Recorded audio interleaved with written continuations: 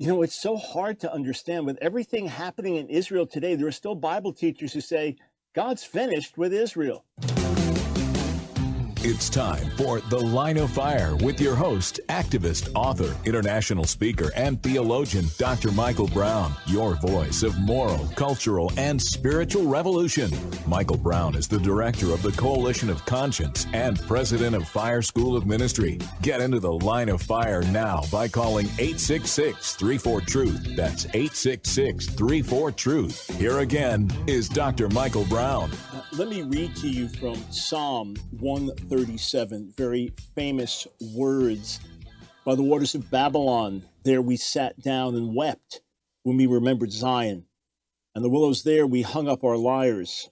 For there our captors required of us songs, and our tormentors mirth, saying, sing us one of the songs of Zion. How shall we sing the Lord's song in a foreign land?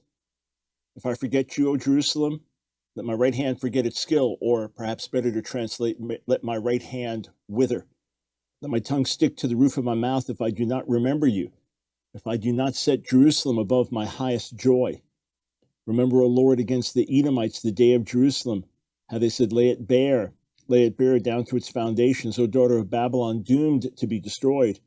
Blessed shall he be who repays you with what you have done to us. Blessed shall he be who takes your little ones and dashes them against the rock. You say, what an intense psalm. And what about those sentiments at the end of the psalm? Those righteous sentiments? We'll talk about that today on The Line of Fire. We'll answer the question, is God finished with Israel? We'll take your Jewish-related calls, and we'll talk about the death of the protesters in Gaza yesterday.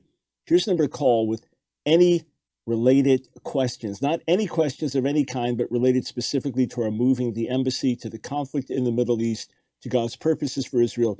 Jewish-related questions, 866-348-7884 is the number to call. I was looking at headlines.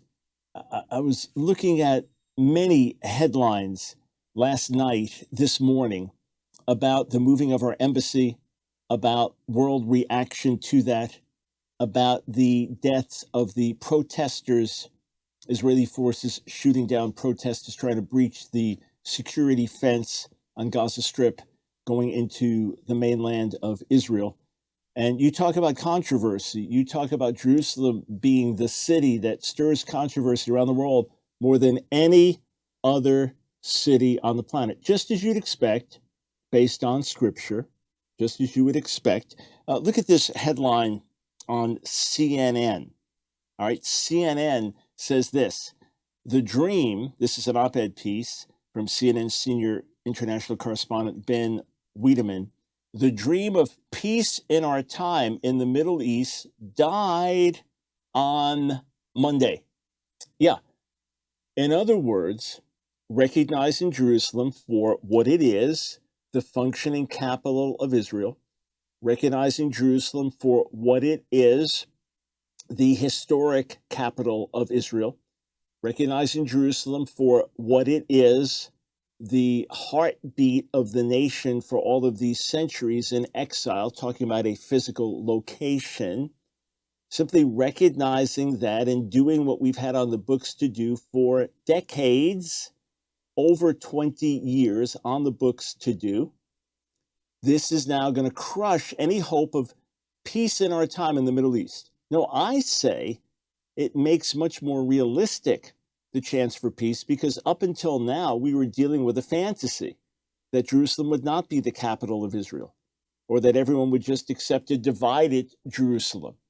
And this is not a statement of oppression against Palestinians. It is not a statement of hatred against Palestinians. It is a statement of saying Jerusalem has been the capital of Israel, will be the capital of Israel. From a prophetic standpoint, the Bible tells us clearly that Jesus is returning to a Jewish Jerusalem. As I've said repeatedly, our moving the embassy is both the right and righteous thing to do. Every other nation on the planet should follow suit. Should. Yes, they should. It's the right and righteous thing to do. And then you work out a peaceful arrangement with those that don't want to kill you. Simple. Oh, many complexities, massive complexities, but overall, simple in terms of these are realities. Here, another headline from Haaretz, which from its inception in the early history of modern Israel has been strongly left wing, rejecting national policies for decades. You talk about freedom of speech in Israel almost from day one. You've had this militant opposition and strong support of the radical left from Haaretz. So, Haaretz, here is an article a predictable bloodbath in Gaza. Israel did not lift a finger to prevent lethal clashes. Hamas has been preparing for months for a storming of the fence, knowing it would end in dozens of deaths. A result, voices in Israel warned would come should Gaza's economic crisis not be eased. In other words, this is not the fault of Hamas. This is not the fault of their planning this out for months in an organized way. And I'll tell you how they've done it. Fascinating article in the Jerusalem Post about that. How they organized the protests, what protesters understood was going to happen, how likely it was that they were going to die or get wounded as they got to a certain point in seeking to breach the security fence. Remember, all this time, Hamas is spending millions and millions of dollars that could be going to help its own people. And Hamas is putting that money to build terror tunnels to go under Israel to try to kidnap and kill Israelis, long-term strategy. And Israel is locating more and more of them and blowing them up, thankfully. They are using money to build up their weaponry. They're using money for terrorist purposes that could be helping rebuild the infrastructure of Gaza Strip, that could be helping to build better schools and hospitals and apartments and perhaps develop more job opportunities and things like that. Instead, they're using their money not to help the people, but to try to destroy Israel. Yes, there's an economic crisis in Gaza, but it is not to be laid at the feet of Israel. It's to be laid at the feet of Hamas. That's the bottom line. Under Israeli rule, the Palestinians living in the Gaza Strip were doing better than under Hamas. Those are facts. It's not to say everything Israel does is right. People get on me, why are you always defending Israel? I don't. I say that Israel needs to be held accountable. Israel needs to be held to high account. And where Israel violates ethics and justice, as friends of Israel, we need to call them to account for doing that. But it boggles my mind that the same Christians who live by grace 24/7, the same Christians who say, hey, I'm not perfect, just forgiven, the same Christians who say, well, you have to overlook my faults and my blemishes and all the faults and blemishes in church history and all of our shortcomings, etc. When it comes to Israel, oh, no, only by the law, not by grace. I mourn over the death of the Palestinians, but as we'll see in a little while, that blame, the blood of the Palestinians lies at the feet of Hamas. So let me say one more thing. Here's what's really sick. More dead Palestinians equals more success for Hamas. You say, what? See, here's the mentality. Hamas knows it can't fight and win a military war with Israel, so it fights a propaganda war with Israel. Get the nations of the world, get the world press hostile to Israel, even to the point of staging things. I'm not denying that there were many deaths and casualties yesterday. I grieve over that, all right? I wish it didn't happen.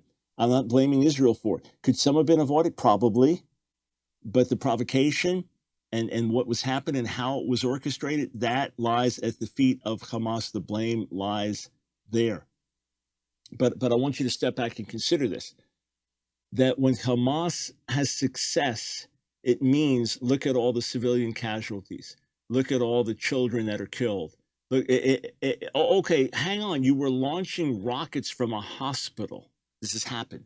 You were launching rockets from a children's school. You're using children and women as human shields. And if they're killed, then that's success for you. If Israel fires back and they get killed, that's success for Hamas. Israel sent out all kinds of pamphlets and warnings yesterday saying, don't come and protest. Don't try to take down the fence. Don't breach the security barrier. We have warned you. You'll be shot if you do.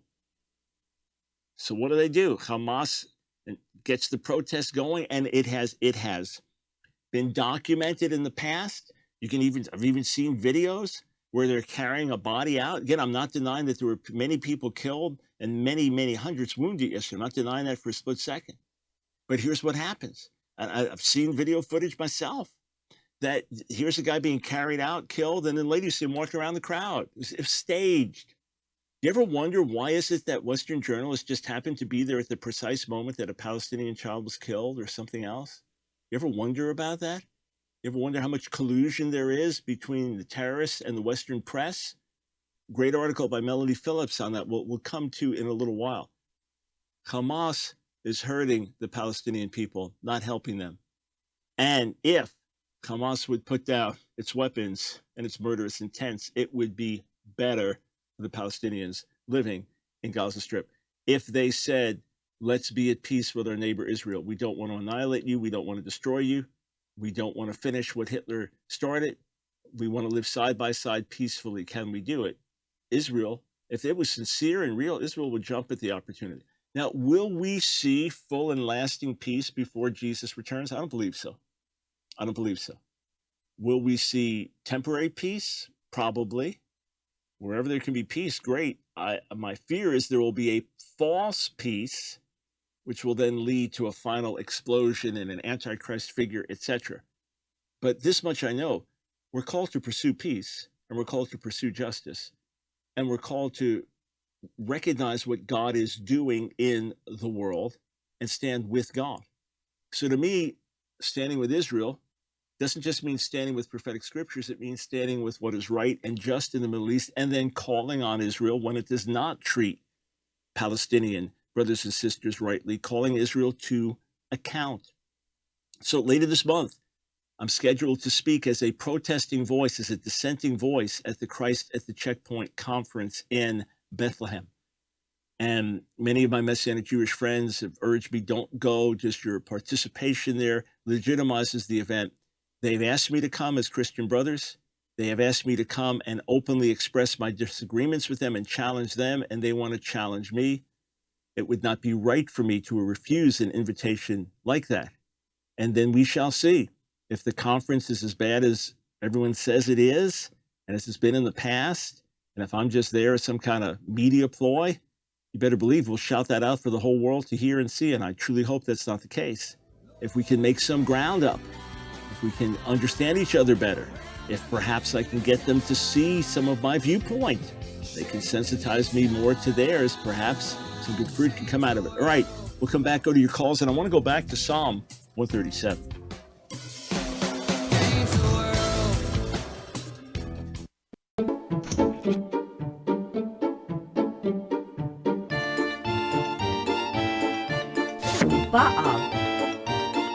Baal, Lord, Master, Husband.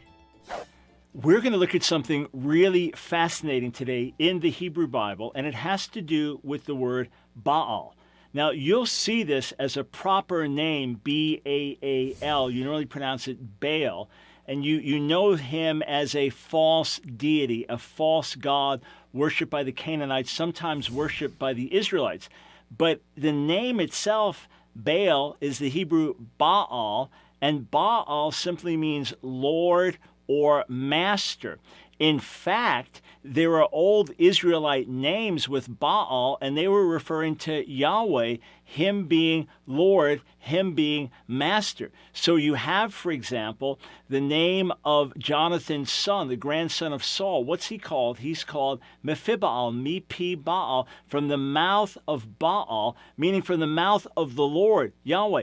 But centuries later, when Baal was only associated with the pagan deity, what's his name called in Hebrew? It's changed to Mephibosheth, Mi-Pi-Boshet, which means from the mouth of shame. So originally Baal could refer to Yahweh. He was Lord, he was Master, he was God. But when it primarily referred to the false god, the false deity, then God said, no more. We don't want that name on your lips. So when you get to the book of Hosea, Baal also means husband in Hebrew. And the Lord was the Baal, the husband of Israel.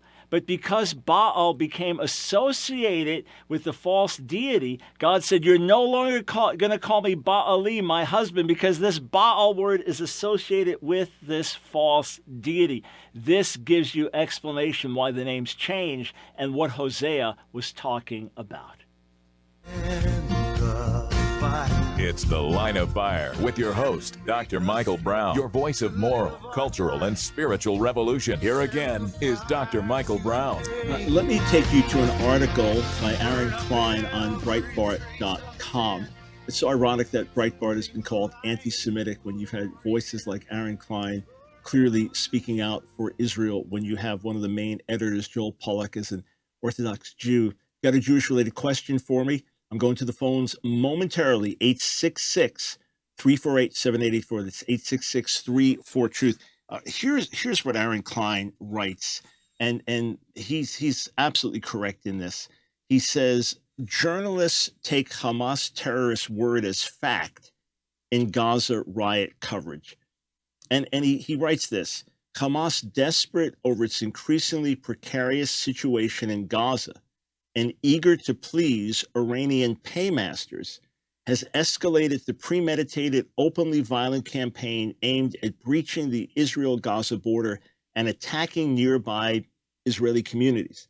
This while the news media hypes Hamas-provided casualty counts and portrays the Gaza rioters as peaceful protesters, frustrated that there is no Palestinian state and angry that the U.S. moved its embassy to Jerusalem. In doing so, the news media are actually advancing Hamas's cause. I tweeted this out yesterday. Hamas knows it can't defeat Israel militarily, so it fights a PR war. How does it do this? It sends its people to attack Israel. Israel then defends itself, killing the attackers. The media then follows the lead of Hamas and condemns Israel. So dead Palestinians equals success for Hamas. I mean, that's terrible, but true. White House Press Secretary Raj Shah said this about the deaths of more than 50 Palestinian protesters. Quote, the responsibility for these tragic deaths rests squarely with Hamas. Hamas is intentionally and cynically provoking this response. Very true. We'll open that up more for you as the show develops. First to the phones. We'll start in Michigan with Chris. Welcome to the Line of Fire. Hi, Dr. Brown. Really quick question. What are your go-to passages, like your bulletproof passages, that you believe tell of the Jews' future return to Israel? Yeah, so all of the passages that spoke of the return from Babylonian exile that have not yet been fulfilled, which is basically all of them.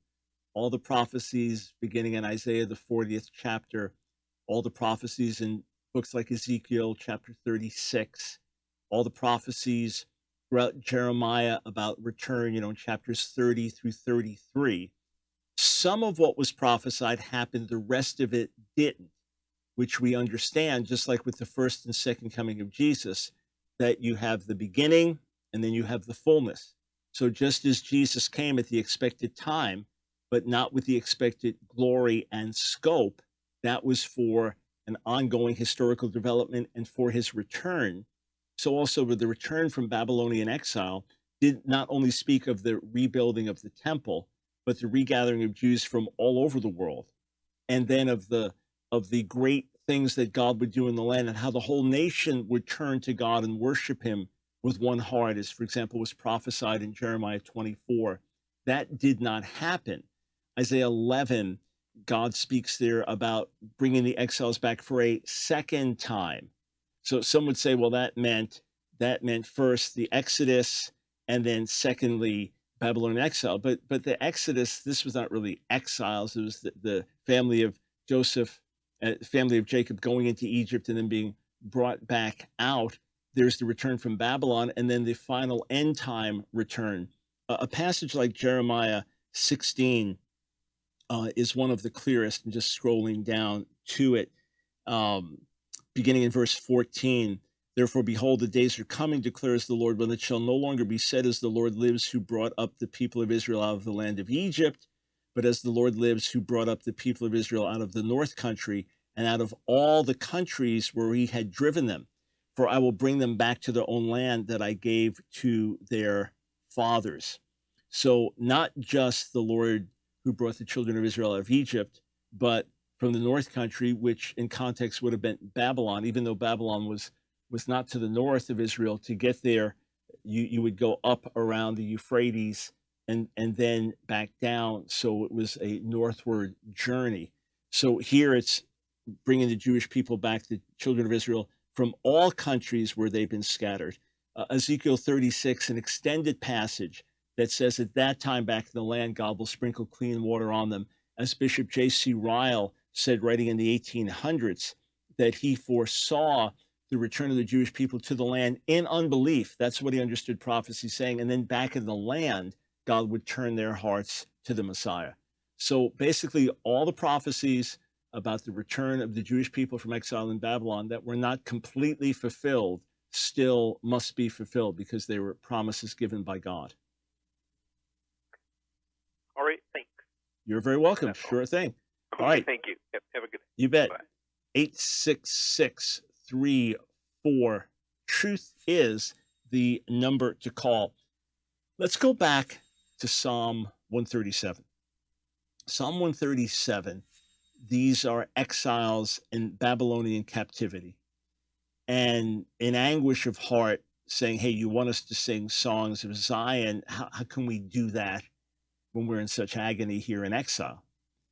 And these famous words, if I forget you, O Jerusalem, let my right hand forget, normally taken forget its skill, King James forget its cunning, but it's best based on discovery of other Semitic languages and related words. It's best to understand this to read, if I forget you, O Jerusalem, let my right hand wither. Let my tongue stick to the roof of my mouth if I do not remember you, if I do not set Jerusalem above my highest joy. But now, at the end, there's an imprecation.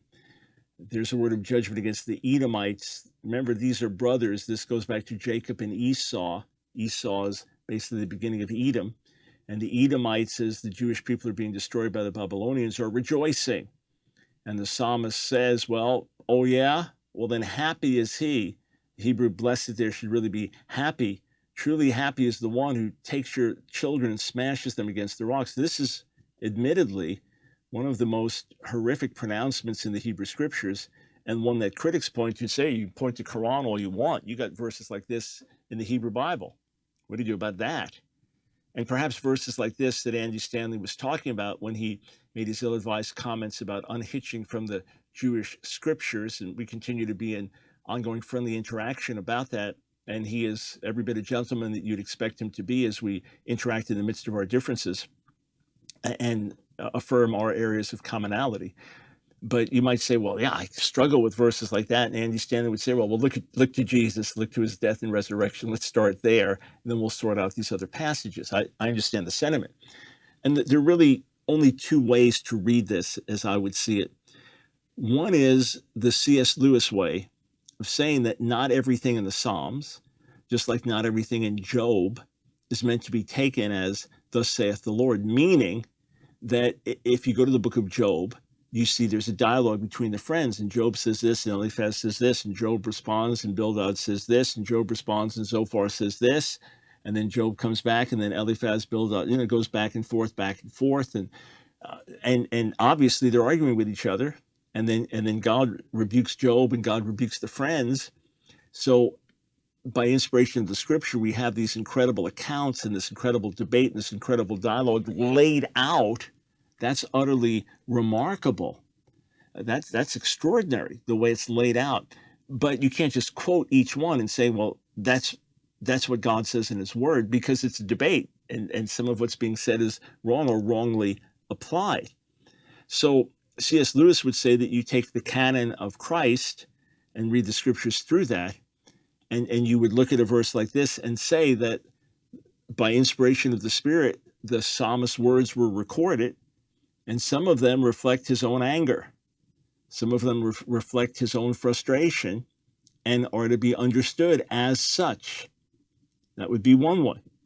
Another way of reading this, and perhaps one that in certain ways is more historic, would be saying that psalms like this and psalms of imprecation are making prophetic pronouncements that the one who reaps this destruction will be doomed happy. Just like when Babylon falls in the book of Revelation, everyone shouts hallelujah. You say, yeah, but this is a little graphic. I agree. Under no circumstances are we pronouncing a blessing on someone or saying you're truly happy as you take babies of the enemy and smash their heads against rocks. God forbid. So again, one way it can be read is to say the Psalms are expressing human emotion, just like when the psalmist is being discouraged and saying, God's forgotten me. And that's what the psalm is saying.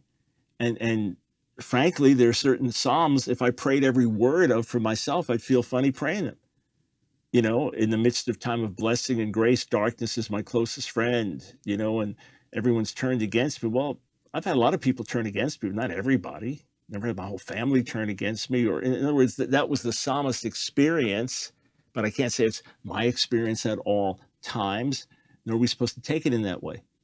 But what I want to emphasize here is this: regardless of what we do with the end of the psalm, we know the ethic we're called to live by throughout the rest of the Bible and clearly throughout the New Testament. That's one.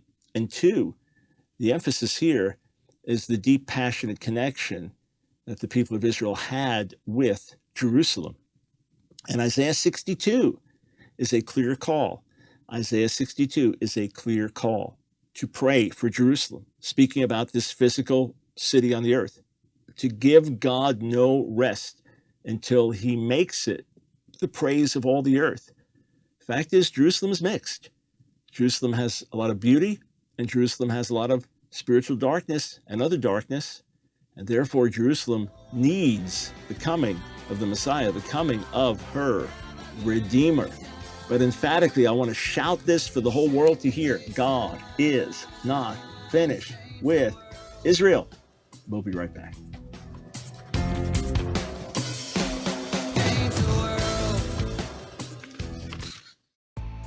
Hey friends, I want to take a moment to thank you for standing with us and show you firsthand where your funds have gone, the renovations, the upgrades to our studio, and what we've been able to accomplish with your help. Hey, come around here. I want you to see something. I don't think we've ever shown this before. So this is how things operate. All this brand new, just in recent months, recent weeks. Right there, big screen, as I can see what's happening that we need to be seeing.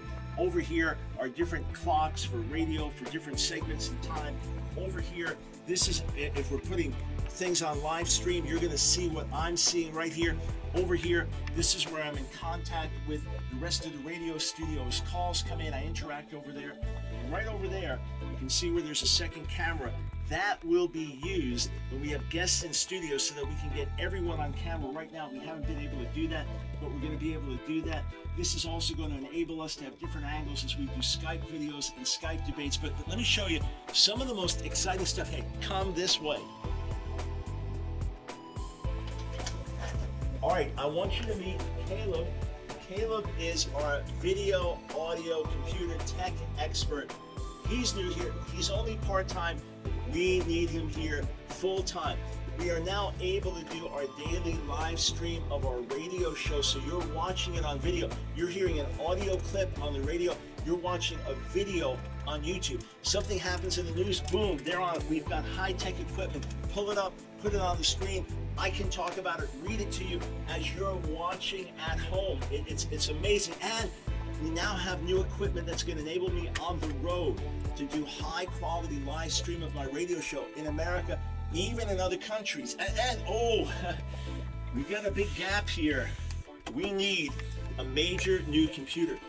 Not only will it enable us to get things out even more quickly, so if something happens in the news, you're frustrated out. What does Dr. Brown have to say? No problem. We got it covered within minutes. It's up, it's out. But we need this for post-production as well. We need one more person sitting here. If you can believe it, the 1,000+ videos that we have out, plus we record in there from the Ask Me Anything broadcast for God TV and the NRB TV Line of Fire broadcast, recorded right in there in our studio. We do all of that with me and 1.5 employees. We need to add Caleb full-time. We need one more person in here. We need that computer. With that, friends, the sky is the limit for what we can put out. We are your voice of moral, cultural, and spiritual revolution. Help us amplify your voice. Together we're making a difference. A generation is being impacted. So your one-time gift goes a long way, really, in helping us advance this Jesus revolutionary cause. And we'll be back with more updates as they happen.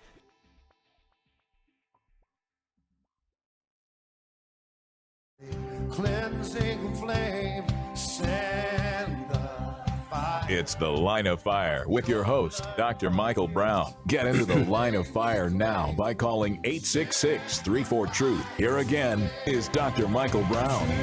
Well, here's the question Paul asked, Romans 11:11. So I asked, did they, speaking of the Jewish people as a whole, speaking of the nation of Israel, speaking of those who rejected Jesus as Messiah, so I asked, did they stumble in order that they might fall? By no means.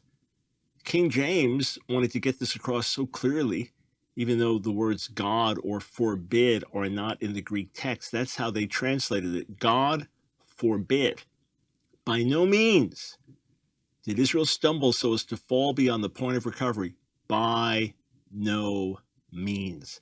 This is Michael Brown. You are viewing, listening to, participating in the Line of Fire broadcast. Here's the number to call, 866-348, with any questions about what's been happening in the Middle East, about the moving of our embassy, about the conflict with the surrounding nations. Any Jewish-related question you have, as we normally do on Thursdays, I'm doing today as well, just as I did yesterday, because of the importance of these subjects. And please be sure to read my latest articles. I've got several articles written that are all relevant. Is God finished with Israel? Came out today.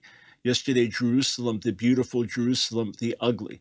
Before that, can we use ancient texts, ancient biblical texts to solve contemporary Middle Eastern problems? Before that, differences with Pastor Andy Stanley about a Jewish-related recent message. And again, I have ongoing gracious interaction with Pastor Stanley, and I deeply appreciate the fact that I can express differences with him and we continue to dialogue. That says a lot. 866-348-7884. So I tweeted out yesterday, replacement theology may not be dead, but it is dead wrong, as our embassy's move to Jerusalem today indicates. God's future purposes for Israel remain. In other words, the whole idea that God's finished with Israel, and here is Israel alive and well, with a population of more than 6 million Jews and then several million Arabs. The fact that Jerusalem still is the most controversial city on the planet. It is obvious that God's purposes remain. When I posted about the responsibility for the death of the protesters, that it lies at the feet of Hamas, and was posting what Deputy White House Press Secretary had said, someone posted this in response. Just another MSM Zionist post. So suddenly I become part of the mainstream media. You Zionists always attempt to justify murdering Palestinians. Then when an Israeli dies, you cry bloody murder. You're evil hypocrites, plain and simple. Well, to be honest, when I get something like that from someone professing to be a Christian, I send back a sharp, honest reply, and then in some cases block someone like that, because if they're going to accuse me of justifying the murder of Palestinians, it's not the person I can have fruitful interaction with. Nonetheless, I always try to send them in the direction of truth if they want it. The fact is, in recent articles I'd written, I said Israel must be held accountable for its actions. But let's understand what actually happened with these protesters. And then I want to talk about God's purposes for Israel. We'll take your calls as well. A fascinating article I read this morning in the Jerusalem Post, and it talked about how things are actually organized.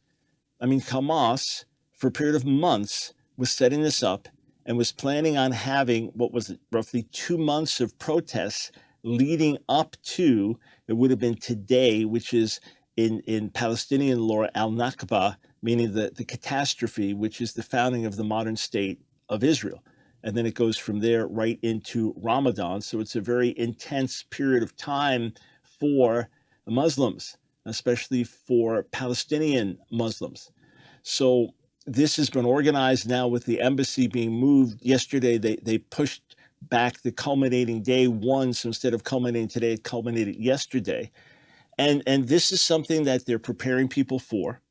You will not see in the front lines of the protesters, the ones getting killed, you'll not find children, women. By and large, you'll find men, mainly young men. And you've got behind the crowds, you actually have prayer tents and food tents where people can come and eat and pray before they go and become shaheeds, in other words, martyrs, that they know they're going to go and try to breach the security zone, which Israel said, if you try to breach this, you will be killed. Otherwise, you're going to have thousands of people, many of them trained terrorists, breaching a security fence, and then you shoot them? Is that right? Then you do it? This is reminiscent of when Iran fought Iraq. And both countries declared it a holy war, but because Iran was a much more religious country and Ayatollah Khomeini, much more religious man than Saddam Hussein, because of that, it was much greater emphasis put on this being a holy war by the Iranians. And so what they would do is they would have young people, I mean, kids, 13, 14 years old, perhaps some even younger, but definitely that young, tens of thousands of them, they would be on the front lines and they would run towards the Iraqi army. And the Iraqis just would mow them down. What else are they going to do? They'd mow them down and then the other troops would follow. And so they were guaranteed paradise and all of this because they were martyrs for the cause. And I even saw a documentary once where this brother is mourning. He goes to visit his brother's gravesite all the time and ask him what was the defect in him that he didn't get to die the way they died. And this was also done not just to sap the munitions of the Iraqi soldiers, but to sap their emotions, because it's very difficult for them to be killing all these kids day after day after day after day. It's a similar kind of strategy here, all right? It is cynical, it is ugly, and so you've got the organization behind it, you've got the Hamas protesters, you've got the leaders inciting the people, and then organizing, okay, who's going to run up here. This is fairly well documented, all right? And the goal is ultimately make Israel look bad. Don't be deceived, friends. This is what's going on. Melanie Phillips, respected voice from the UK, listen to what she wrote about this. She has an article on her website, melaniephillips.com. Who's responsible for these Gaza deaths? The Hamas and their Western media enablers. She said that, writing yesterday, the toll in today's Gaza riots, according to the Hamas, currently stands at around 55 Arabs dead, amongst whom, say the Israelis, are at least 10 Hamas terrorists. That toll may rise further, with further riots threatened tomorrow and the day after. The people who caused these deaths are the Hamas themselves. By the way, Hamas in Hebrew means violence, but this is an acronym. This is an Arabic or a Muslim brotherhood. So it's just coincidence that the same word sounds that way in Hebrew. So she writes this: the people at whose door these dead Arabs should also be laid are the BBC and those in the rest of the British and other media who have acted their part in the script of that Hamas has written, to cause as many Gazans to lose their lives as possible. The younger, the better, so that the Western media will portray Israel as wanton and disproportionate killers. The media has duly obliged by calling what's been happening at Gaza's border with Israel today and previously unarmed demonstrations of protests against the U.S. Embassy move. It was nothing of the kind. She says, as I wrote here yesterday, by the Hamas's own lights, this is an attempt by tens of thousands of Arabs to storm the border in order to invade and destroy Israel. If they do break through, no one can be in the slightest doubt that they will massacre the Israelis. In the words of the Hamas leader in Gaza, Yahya Sinwar, tear their hearts out. This is not a metaphor. Facebook pages affiliated with Hamas are uploading maps that show the proximity of the riots to Israeli communities. Quote, there's no other way to understand these pictures than as a threat against these communities, says the IDF spokesman, Brigadier General Ronen Manalis. That's why Israel has built extraordinary defenses to protect its most vulnerable citizens who live close to the border, And it is a lie to say, as the media continues falsely to report, that this great mob is unarmed. They're using petrol bombs, IEDs, flaming kites, and she goes on. The key point she makes, which I think is very, very important, is this, that the Western media is complicit in this. The Western media is reporting this in such a way that makes Israel look bad. You can use words like genocide and ethnic cleansing and look at these numbers and how many Israelis were killed. That's always the problem. If not enough Israelis are killed, then Israel looks bad. If Israel is precise in what it's doing, or if the protests are this open and protesters are willing to risk their lives to make a statement, and Israel shoots them down and Israelis aren't killed, well, look at the evil Israel. I mean, think of that. Think if we engaged with a war against terrorists and people trying to breach our border violently, and we didn't have casualties and they did, that we get blamed. But that is the state of things. Friends, my heart goes out to the Palestinians. My heart goes out to them. They are under corrupt leadership with Hamas and with the Palestinian Authority. Pray that God would raise up righteous leaders for these Arab peoples living in the Middle East, and that with those righteous leaders, righteous agreements could be made between Israel and these leaders. 866-34-TRUTH. Let us go to Georgia. Jeremiah, welcome to the Line of Fire. Yes. Hey, Dr. Brown. Hello. Yes, hello? Go ahead.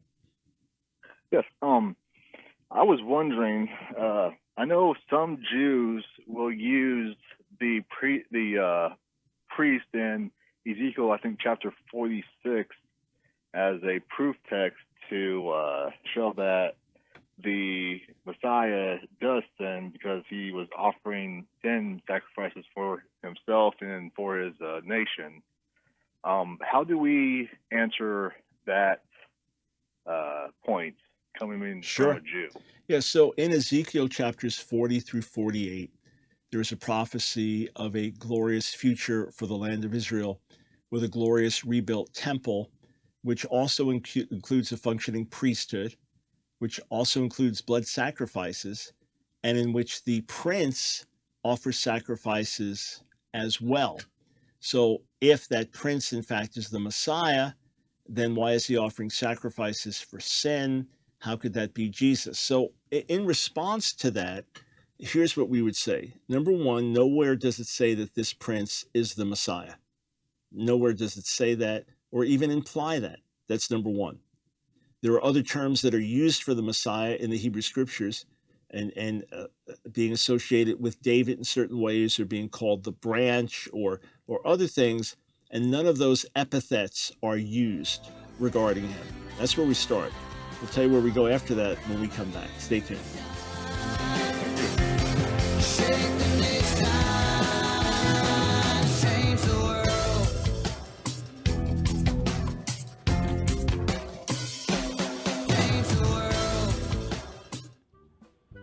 I want to present to you a unique way that you can partner together with me to reach Jewish people with the good news of Jesus, Yeshua, the Messiah. Hey, Paul wrote that the gospel is to the Jew first, but many of us don't know how to reach the Jewish people with the gospel. Can I tell you, we have a unique open door, and Jewish people are ready to hear, but we need your help. When I was in Israel recently, my last hour in Jerusalem, about a dozen different people came up to me, and they wanted to thank me for the impact of our message. One Jewish woman came up to me, a believer in Jesus. She said, "You saved my son's life. He was falling away. He was getting pulled by other objections to Jesus. He read your material. He's back in the faith." A young man came up to me. He said he and his Orthodox Jewish friends, here he is, with the yarmulke, the head covering, the traditional Jewish outfit. He said he and his Jewish friends, his Orthodox friends, watch my debates with rabbis. A few years ago, I was able to lead a Holocaust survivor to faith in Jesus. He was a brilliant man, an atheist who had fled the Holocaust. He read my books on answering Jewish objections to Jesus, came to faith, led his wife to the Lord before they left this world. Friends, we have the resources. We have books, ready to be translated in Hebrew to be distributed in Israel. We have our Real Messiah website, unique for reaching Jewish people, Orthodox Jews with the gospel, ready to be translated in Hebrew, ready to do internet campaigns to get into every home in Israel. Every cell phone in Israel can have this message, but we need your help. Every gift to our ministry will literally help us reach another Jewish person with the good news of Jesus the Messiah. Go to askdrbrown.org, askdrbrown.org, and when you go there, we will partner together to bring salvation to Israel and the Jewish people. Together, we're making a great difference. Now is the time to reach the lost sheep of the house of Israel, to share in this end-time harvest of Jewish souls, and to find out how to receive this 2-DVD set, Predestination, Election, and the Will of God Debate. Go to AskDrBrown.org and click the TV banner. Report Truth. Here again is Dr. Michael Brown. Is God finished with Israel? The entire Bible says no. History says no. The future will also say no. Thanks for joining us today on the Line of Fire. You think this is Thursday? Is it Thoroughly Jewish Thursday? No, we're just having this emphasis because of the events taking place in the world today. 866-34-TRUTH. So Jeremiah in Georgia. So number one, there's nothing that says that the prince in Ezekiel 40 through 48 is the Messiah. That's number one. Number two, even for Judaism, these chapters present some difficulties because the layout of the temple there is different than the layout of the tabernacle/temple through Moses and Solomon, because of which there are questions about how this applies to the end. And number three, it doesn't even say that it's an end-time prophecy. The indication is this is what was going to happen when the Jewish exiles returned from Babylon. Now, the assumption is because it didn't happen then, as I discussed with earlier prophecies, it will earlier in the show, it will happen at the end. But even so, if that's the case, if there is a temple with sacrifices, that could be so Israel can now teach the world the principles of blood atonement, etc., all that points to what Messiah did on the cross. So there's really not a major issue with it. If in fact there will be no more sacrifices of any kind, even pointing back to the cross, because what Jesus did was once and for all, and no memorial is needed other than communion that we currently have, then when we get there, we'll see these passages have more symbolic elements than we realize. If they are to be literally fulfilled, then again, that will be Israel's opportunity to instruct the nations in the ways of God, pointing to what we now know as the fulfillment at the cross. So just as the Old Testament sacrifices pointed to the cross, anything in the future would point back. 866-34-TRUTH. So in my article, Is God Finished with Israel? Up on our website, I strongly encourage you to read it, go through the scriptures, and then I even have recommended reading at the end, a bunch of books that will really help you. I point to Romans 9:4, and Paul writing in the present tense about Jewish people that are non-believers for whom his heart breaks because they're separated from the Messiah. Jews need Jesus to be saved just like Gentiles. Jews without Jesus are lost just like Gentiles without Jesus are lost. Romans 2:6-11 lays it out plainly. There's no partiality in God. The gospel comes to the Jew first and also the Gentile. Judgment comes to the Jew first and also the Gentile.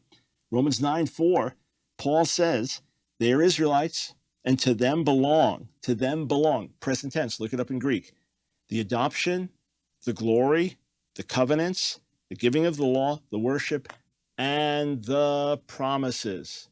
Those still belong to Israel. What are some of those promises? How about Jeremiah 31, verses 35-37?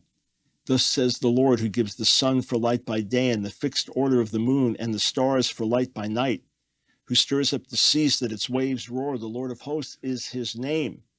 If this fixed order departs from before me, declares the Lord, then shall the offspring of Israel cease from being a nation before me forever. Thus says the Lord, if the heavens above can be measured and the foundations of the earth below can be explored, then I will cast off all the offspring of Israel for all that they have done, declares the Lord. Wow. God says no matter what, I won't cast them off. I'll preserve them as a nation.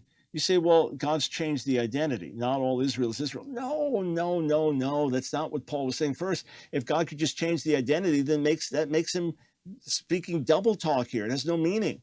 It's like I sign a contract with you. No matter what, the contract's binding, and then I just change who you are. I don't like you anymore. I say someone else is you now. No, God doesn't do that. He's saying that there's a remnant within Israel that believes. Romans 9:6 and the verses following, there's an Israel within Israel, the remnant that believes. But then the rest of Romans 9:10, 11, when he speaks of Israel, Israel, Israel, Israel, Israel, every time he's speaking of the nation as a whole. Count it 10 times. Just go through the verses as I've done and written on it and taught on it many a time. In fact, F.F. Bruce said this about Romans 11:26. In fact, I want to take a call on this in a moment. Romans 11:26, all Israel shall be saved. He said it is impossible to entertain an exegesis which takes Israel here in a different sense from Israel in verse 25. Blindness in part happened to Israel. In other words, the Israel that has been temporarily blinded is the Israel that will be saved. That was Bruce's point.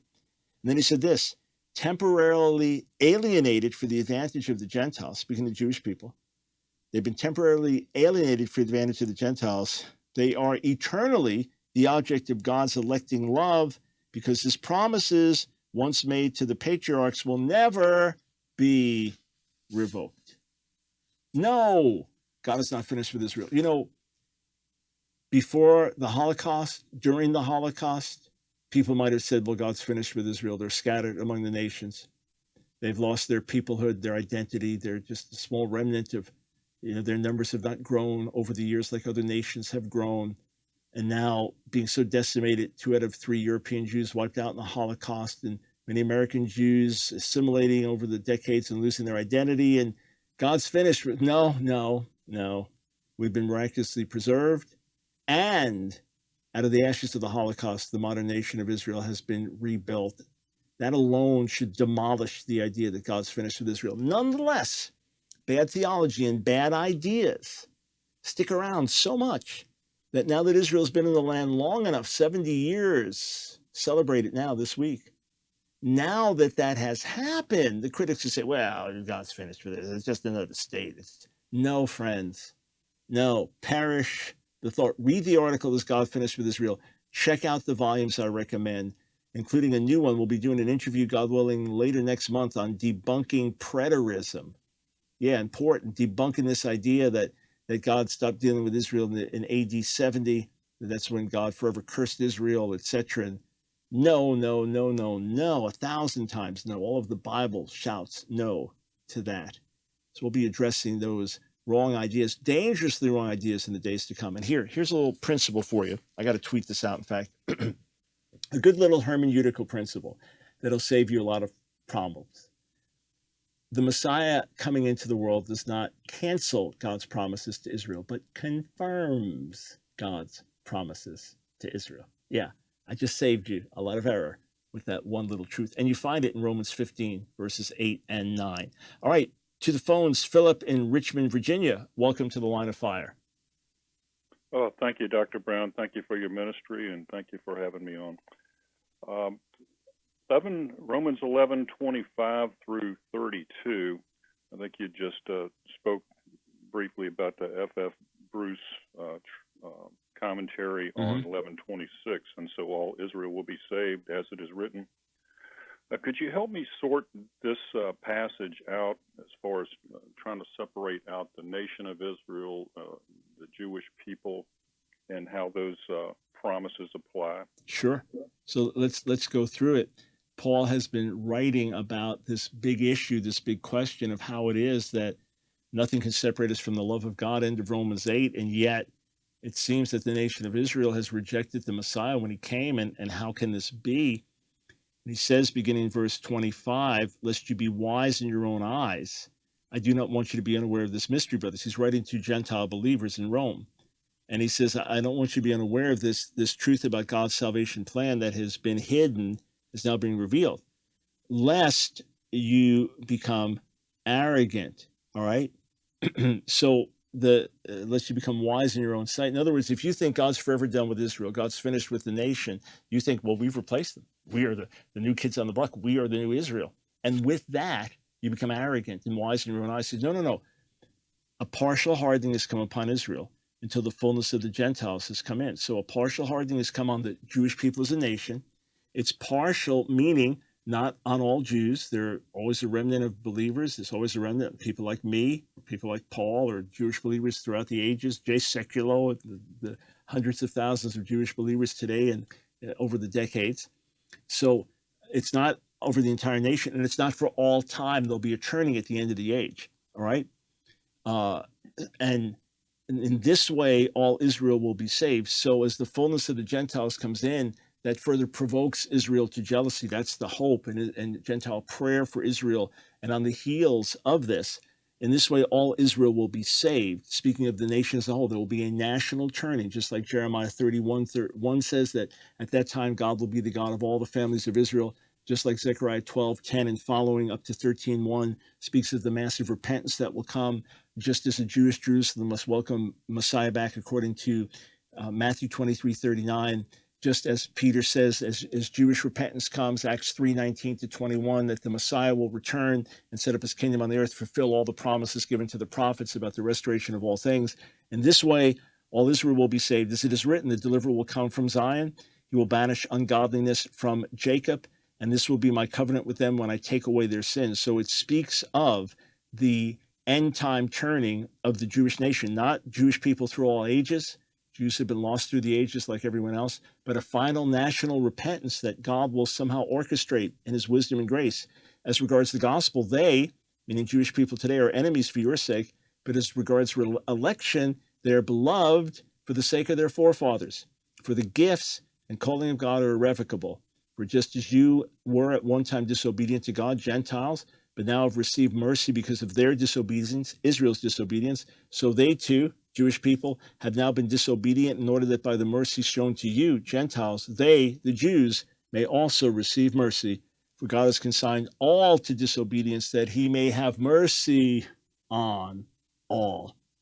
That's the good news of the gospel. Hey, another reminder, friends, we launch our Jewish outreach broadcast in New York City, God willing, next month.